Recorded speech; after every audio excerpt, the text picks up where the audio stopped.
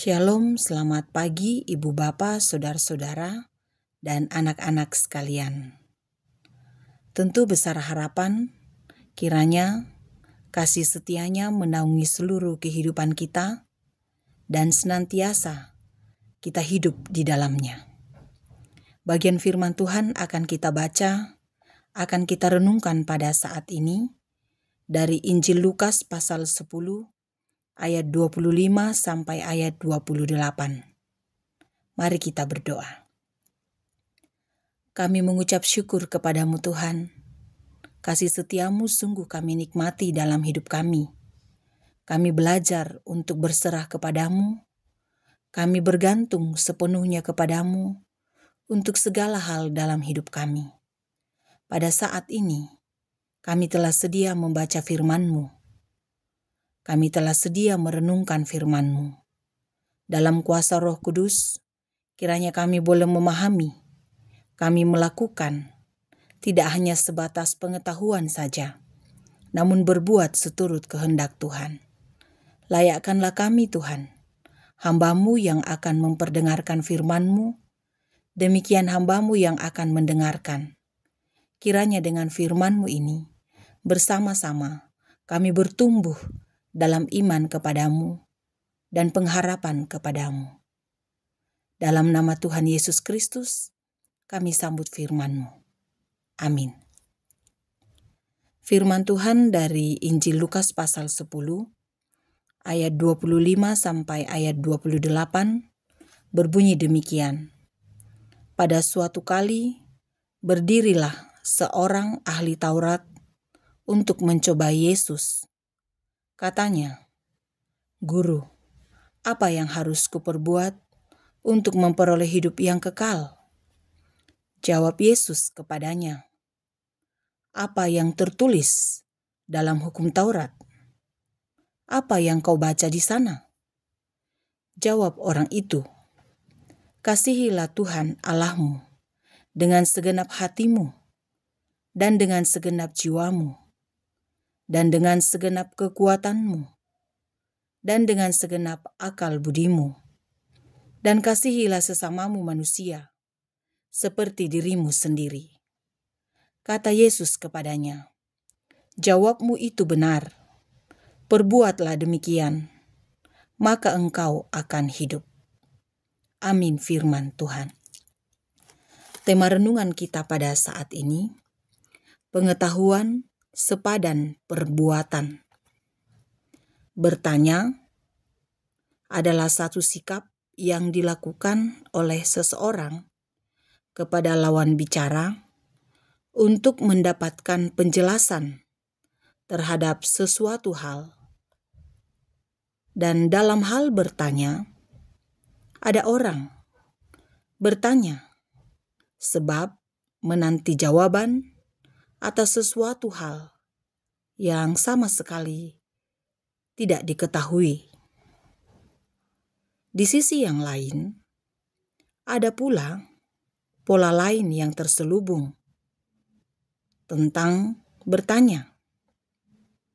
Ada yang bertanya, tapi sesuatu yang ditanyakan adalah sesuatu yang sebenarnya sudah diketahui jawabannya, namun sengaja ditanyakan lagi kepada lawan bicara oleh karena ingin mengetahui seperti apa pengetahuan atau pemahaman lawan bicaranya, yang artinya bertanya tapi sebenarnya menguji. Ya, semoga kita tidak demikian ya, Ibu Bapa, Saudara-saudara, dan anak-anak. Sebab jika ada yang demikian, wah, jahat benar ya, jahat benar jika ada yang demikian. Ayat 25 bacaan ini mengatakan, pada suatu kali berdirilah seorang ahli Taurat untuk mencoba Yesus. Katanya, "Guru, apa yang harus kuperbuat untuk memperoleh hidup yang kekal?" Bukannya langsung memberi jawaban atas pertanyaan tersebut.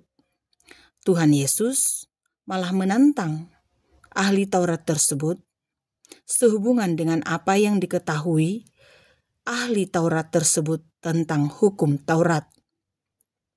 Ya kan namanya juga ahli Taurat, jadi pasti tahulah tentang hukum Taurat. Misalnya ahli mesin, maka pasti tahu tentang mesin. Misalnya mesin motor, mesin mobil, dan lain sebagainya. Maka ahli Taurat pasti tahu tentang hukum Taurat. Dengan pengetahuan yang dimiliki oleh ahli Taurat tersebut dalam bacaan ini, maka ahli Taurat tersebut memberi jawab kepada Yesus.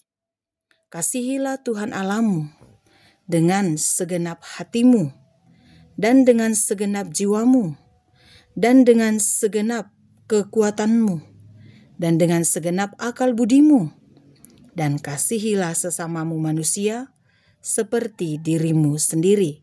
Ayat 27 bacaan ini. Menarik respon Tuhan Yesus terhadap jawaban ahli Taurat tersebut. Ayat 28, kata Yesus kepadanya, "Jawabmu itu benar." Seandainya ini adalah lomba CCA, cerdas cermat Alkitab, maka sangat dipastikan ahli Taurat pasti mendapat nilai 100 dan bisa jadi standing applause. Karena jawabannya benar, tepat sekali. Dan dikatakan dengan sangat runtut dan sangat jelas, sangat lengkap. Sehingga wajarlah jika Yesus mengatakan, jawabanmu itu benar. Namun tidak selesai di situ. Tuhan Yesus melanjutkan kalimatnya dengan mengatakan, perbuatlah demikian, maka engkau akan hidup. Ayo mari belajar dari hal ini ibu bapak saudara-saudara dan anak-anak sekalian.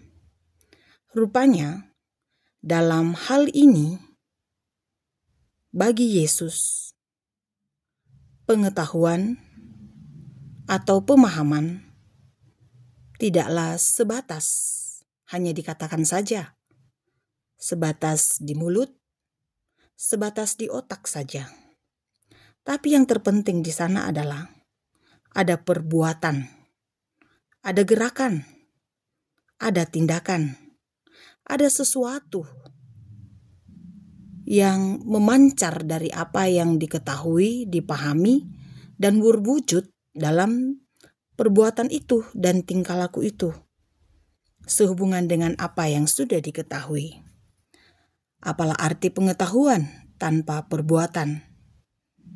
Bahwa kehidupan yang sesungguhnya adalah melakukan firman Tuhan dalam seluruh kehidupan kita. Sehingga bukan hanya membaca saja, bukan hanya mendengar saja, tapi melakukan. Saya ulangi ya, melakukan. Dalam istilah Tuhan Yesus di sini, berbuat, perbuatan. Dalam banyak hal, begitu mudah banyak orang mengatakan sesuatu hal, namun sebenarnya sesuatu yang dikatakannya itu tidak dilakukan, bahkan mungkin sulit melakukannya. Kalimat terakhir di ayat 28 yang dikatakan oleh Tuhan Yesus sangat menarik untuk kita renungkan bersama-sama di bacaan ini. Sangat penting untuk direnungkan. Maka engkau akan hidup. Bagi kita, yakni kehidupan ini, tentu bukan soal seberapa banyak kita mengetahui sesuatu hal. Namun di sana ada makna yang lebih penting dan lebih besar. Seberapa niat untuk melakukan firman Tuhan. Jelas sekali di sini dikatakan tentang kasih pada Tuhan, kasih pada sesama. Sebagaimana jawaban ahli Taurat tadi dalam bacaan ini di ayat 27. Banyak orang bisa jadi mirip ahli Taurat dalam dunia ini. Sebab pengetahuannya luar biasa loh tentang Alkitab.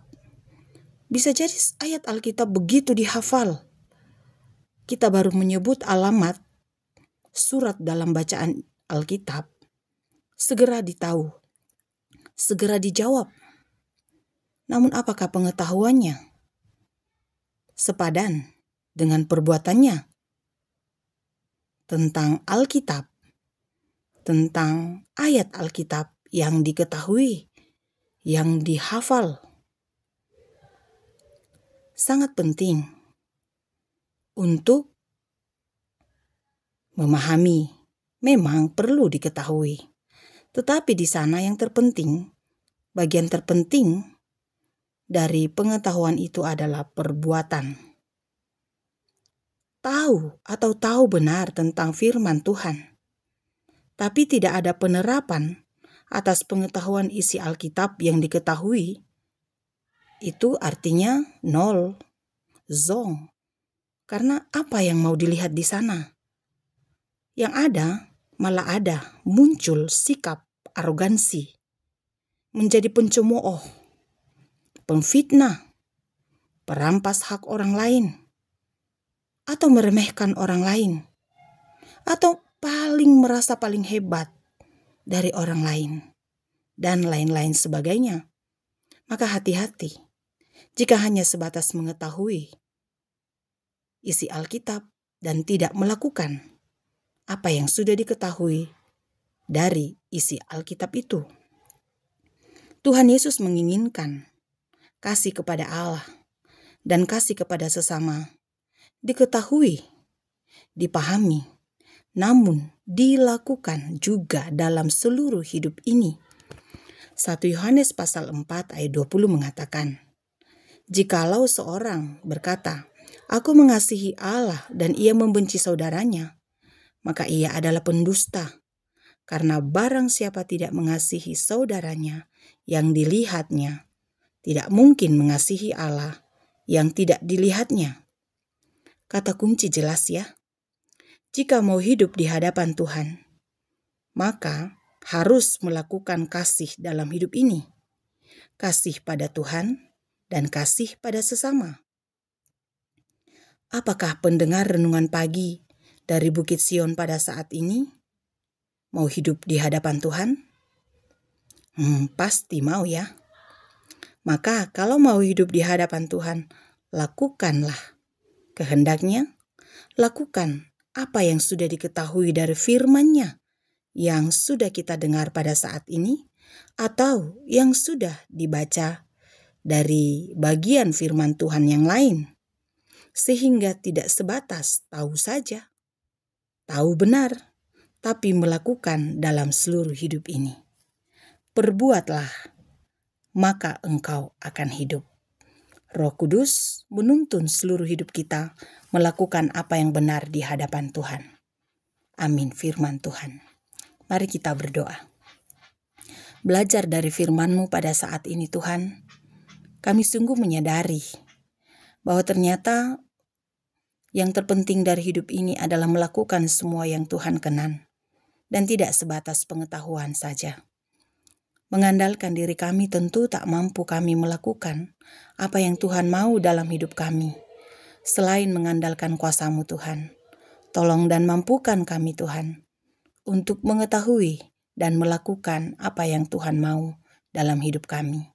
Roh Kudus menuntun seluruh hidup kami. Di pagi hari ini kami mau datang kepadamu, membawa segenap kehidupan kami. Peliharakanlah kami Tuhan, kasihi kami. Kepada semua umat-Mu yang mendengarkan renungan pagi pada saat ini, rupa-rupa keadaan yang dialami, kami datang mendoakan kepadamu. Kiranya lawatan-Mu menjadi kekuatan dalam hidup ini, dalam seluruh perjuangan hidup ini, sehingga dengan kekuatan dari Tuhan, dimampukan untuk berdiri dengan teguh dalam iman, dalam pengharapan hanya kepadamu saja. Kasihi dan topang dalam seluruh hidup masing-masing.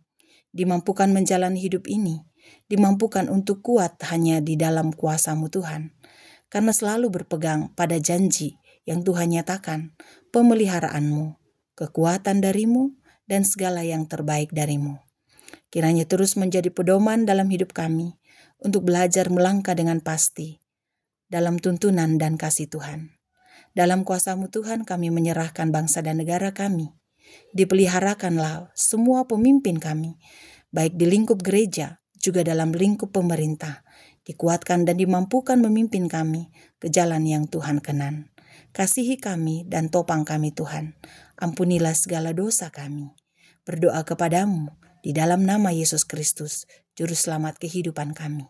Amin. Selamat beraktivitas Ibu Bapa, Saudara-saudara, dan anak-anak sekalian. Tuhan Yesus menyertai seluruh hidup kita.